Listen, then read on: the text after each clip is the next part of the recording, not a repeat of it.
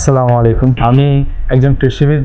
আমি কৃষিবিদ নূর হোসেন। আসলে আমি চেয়েছিলাম স্কিল মাইগ্রেশন করতে। তো যখন আমি প্রথম যোগাযোগ করি মাসুম ভাইয়ের সাথে, তো আমি যখন মাস্টার্স করার প্ল্যান করছিলাম, তো আসলে ভাবলাম মাস্টার্স যেহেতু করতেই হবে, so why not in Australia. আমি তো মাইগ্রেশন অস্ট্রেলিয়াতে করতে যাচ্ছিলাম। তো সেই জন্যই আসলে আমি এবং আমার স্ত্রী, আমার সংসার জীবন 6 বছরের, আমার ওয়ার্ক এক্সপিরিয়েন্স 7 বছরের। আমি এবং আমার স্ত্রী দুজনেই অ্যাপ্লাই করি এবং একই দিনে আমাদের দুজনেরই ভিসা হয় আলহামদুলিল্লাহ।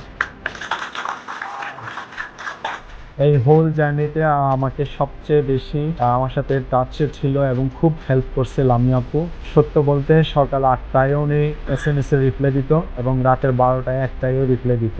আমি আসলে ওনার প্রতি খুবই খুশি এবং আমি ওনাকে অনেক থ্যাঙ্কস জানাই। যে আমার আসলে এই যে কোনো সময় আমার অনেক কোয়েশ্চেন অ্যারাইজ করতো, তখনই আমি ওনাকে জানতে চাইতাম এবং তখনই উনি রিপ্লাই দিত। আপু যেটা বলতেছিল যে আমার ভিসা হওয়ার আগে দুজনকে রেফার করি।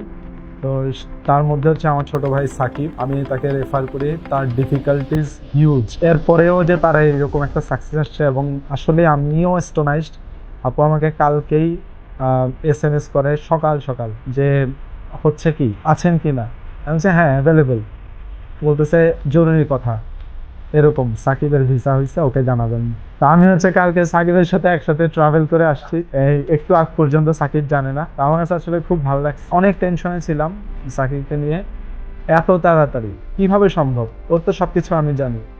বৃহস্পতিবারে আমি মেডিকেলে কথা বলি যে মেডিকেল রিপোর্টটা জমা হয়েছে কিনা। তারা জানায় যে না, এখনো হয় নাই, আমরা সাবমিট করবো। তো সেটা হচ্ছে অলমোস্ট দুপুর টাইম। তো তাহলে তারা সাবমিট করলো কবে? বিকালে। আর পরদিন সকাল 8টায় খবর আসলো যে তার ভিসা হলো। আসলে এটা আসলে কয়েক ঘন্টার ব্যাপার। আমার কাছে খুবই ভালো লাগছে। সবাই আমাদের জন্য দোয়া করবেন। আসসালামু আলাইকুম।